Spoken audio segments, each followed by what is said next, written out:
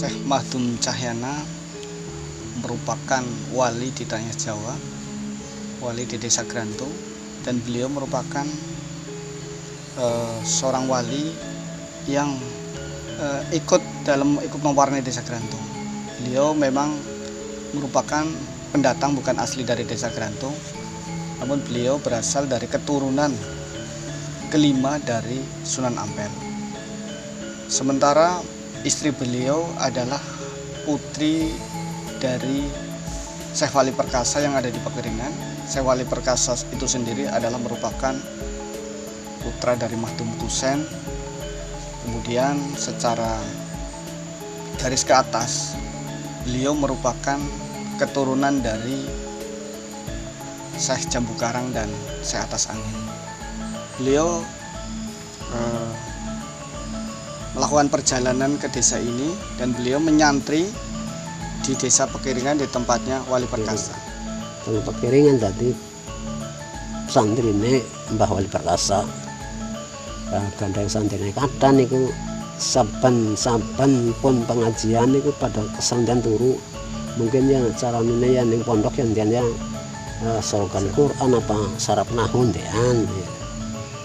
Dan ikut film sedoyo. Terus lurai pondok medal, ya Rama Kiai niku medal lar ningali bahwa niku santri seluruh santriku kata santri ini setunggal santri sing agamanya bercahaya mencorong sarunge terus dibundeli ditengeri bar salat subuh diperiksa ditakoni santri kabeh mumbengi sapa sing rumah sarung tak bundeli mboten wonten sing atsung. Lan niku Mbah Wali niku mendel mawon terakhir matur anu dalem iki kan disunti ya ora apa-apa wis kena iki santri gede sing kemen mencorong. Nah terus pindone santri pada ngemeh kana kali mati Pak. Arek saking mereka kali kauripan nah caranya nyegat iwak mudik. Ngemek iki santri gede kan. Sing penting milih ngemek mangkat. Nah santri liyane itu wong sulu sing lepen iki wong kemak oleh iwak setor kali kiai nek. Kemudian beliau ditanya sama gurunya, kenapa kamu yang lain pada dapat ikan, kamu tidak dapat ikan? Karena perintah guru adalah untuk memegang ikan, maka yang ia lakukan hanya memegang ikan. Itu bukan karena sebuah kebodohan dari beliau, tapi karena ketaatan beliau pada perintah guru.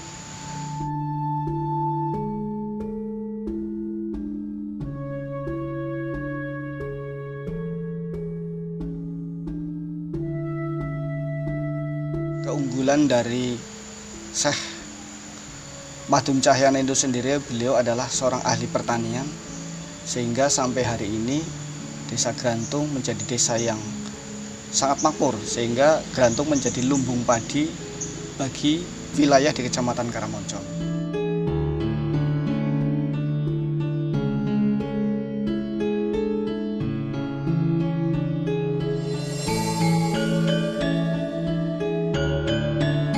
Kedudukan sejarah itu sedemikian penting di dalam kaitannya dengan kepribadian atau jati diri sebuah masyarakat atau sebuah bangsa. Kalau kita mencoba memaknai sejarah dari makna kata, sejarah itu berasal dari bahasa Arab sajaroh yang artinya pohon.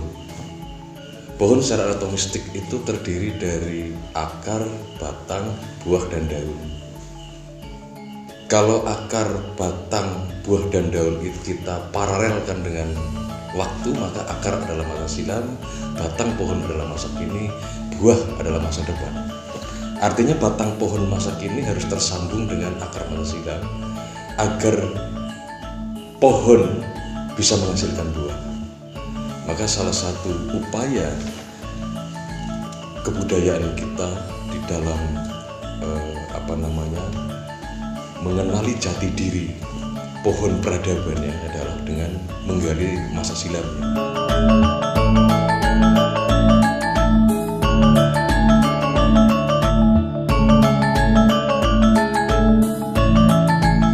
Agamanya mencorong, pintar matewat, pintar tani, pintar dagang, dikolati musuh loro, wong ceritane ajeng luruk teng Demak seperang. Nasang niku kepekih urung butuh maring lahan leren. Nanti kali ini kepekih leren disit ke kesel ngasok wis rampung karena niku mboten percaya niku urung butuh koram sing premen. Dan niku ceritane kepekih iki sembayang ning wit gedang sing ngadeg.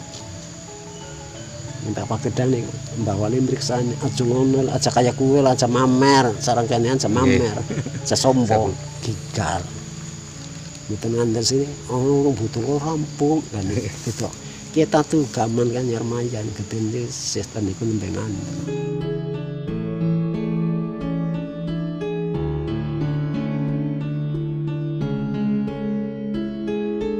Apa yang Syekh Madun Cahyana tinggalkan itu ada berupa tatanan kehidupan, yaitu bentuk dan tidak berbentuk. Salah satu adalah pendopo, kemudian musola, kemudian ada lumbung, dan non bangunan yaitu tatanan budaya.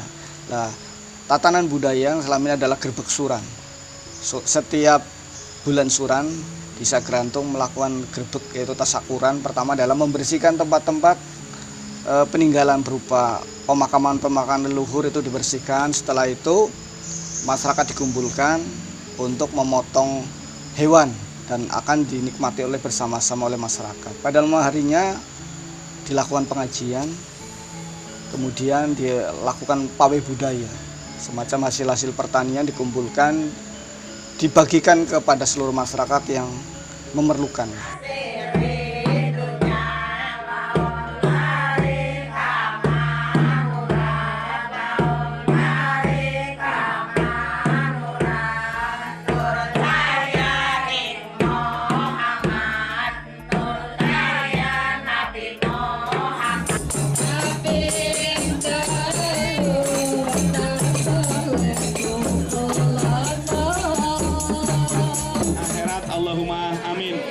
Sehingga harapannya monggo kita nanti duduk dengan tenang ya, kosongkan pikiran, berdoa bersama, memohon agar nantinya kita semua masyarakat Desa Grantung bisa panen raya kembali dan semoga cepat diturunkan hujan agar nantinya kita tidak kekeringan, dan semoga perekonomian di Desa Grantung akan tetap meningkat dan nantinya Grantung bisa menjadi desa yang mandiri. Allahumma amin.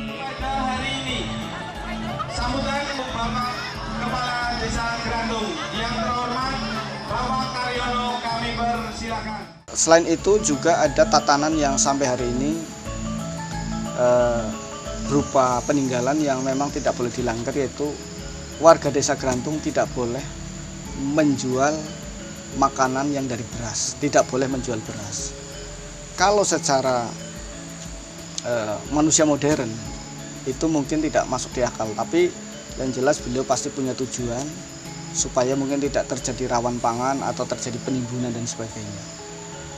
Di Grantung pun tidak ada warung, tidak ada satupun warung yang menjual tentang makanan. Jadi kalau di Grantung lapar hanya tinggal masuk ke rumah saudara atau kita sebagai tamu masuk ke rumah orang, ya insya Allah masalah makanan tidak akan pernah kelaparan. Kemudian kita dilarang Grantung untuk menjual jambe. Jambe yang buat Minang ya jambe dan sirih. Di Grantung tidak boleh ada jual beli masalah itu, karena mungkin sekelas jambe maupun sirih kok sampai membeli, padahal itu cukup dengan minta saja cukup. Ajaran ini tidak hanya dalam pengertian mistisme, sufistik berkait dengan hal-hal yang sifatnya rohaniah, proses spiritual seseorang, tapi ini juga bisa kita maknai di dalam barang siapa mengenal dirinya, diri sebuah bangsa. Diri ini tidak hanya personal, ada diri bangsa, diri masyarakat, diri sosial dan diri budaya. Itu barang siapa mengenal dirinya, dia akan mengenal Tuhannya. Maka ketika sebuah bangsa mengenal diri budayanya, jati dirinya, dia akan memiliki orientasi yang jelas di dalam langkah-langkah kesejarahannya. Ini penting karena hari ini kita seolah-olah tidak boleh jadi diri sendiri. Kita dipaksa menjadi manusia global. Nah, yang tragis, yang disebut modern adalah barat. Maka semua orang berbondong-bondong melakukan migrasi kultural, kepengen jadi barat. Padahal kita diciptakan Tuhan memiliki kodratnya masing-masing. Kita tahu apa salah satu makna dari budaya adalah respon manusia kepada alam. Nah, alam Nusantara di mana manusia bergaul dengan alam melahirkan sebuah perilaku kebudayaan yang pasti berbeda dengan barat dan dengan daerah lain. Nah, upaya untuk mengembalikan jati diri kita adalah dengan membuka kembali sejarah-sejarah di masa silam. Salah satunya adalah Syekh Makhdum Cahya.